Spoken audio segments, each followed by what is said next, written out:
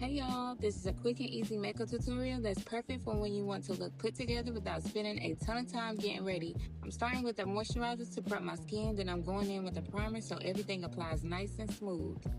Now, instead of using a full coverage foundation, I'm using skin tint because I still want my skin to look just like skin, honey. I don't need all that foundation and it's hot outside anyway. For my concealer, I'm going in with my matte concealer and I'm using a shade that's close to my complexion to even everything out. And I'm also going to use a lighter shade just to brighten up my under eye. For blush, I'm using my Putty blush. I can't remember what shade this was, but I wanted a natural flush of color without doing too much, and I'm just adding that to the top of my cheekbone.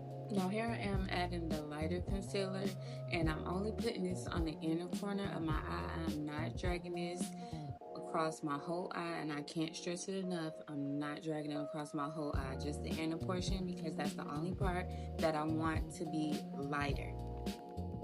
For my contour, I'm using the Fenty contour in the shade Swedish, and I'm just applying this on my nose. I'm gonna go ahead and get this blended all the way out so it doesn't have that harsh looking line. I'm taking my translucent powder and I'm baking underneath my eyes as well as on my nose, because now I'm about to go in with my contour for my jawline. For this contour, I'm using the Halo Glow, and this is a tad bit deeper. I'm going to put that on my forehead as well as on my jawline. And I'm going to make sure it's blending everything out with no harsh lines. I'm going back in with my translucent powder and I'm making sure I set everything else that is wet so I can prepare for all of my dry powder products. For my blush, I'm going in with this Milani blush, and I can't remember the shade. Forgive me, I'll remember and be prepared next time, but I'm applying this again to my upper cheekbone.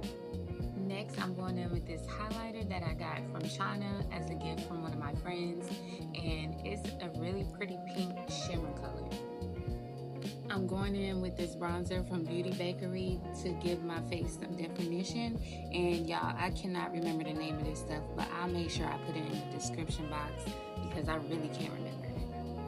For my eyes, I wanted to keep it pretty simple, so I went in with this Morphe palette and I used two different browns, this lighter brown and a darker brown in the crease to give it some definition.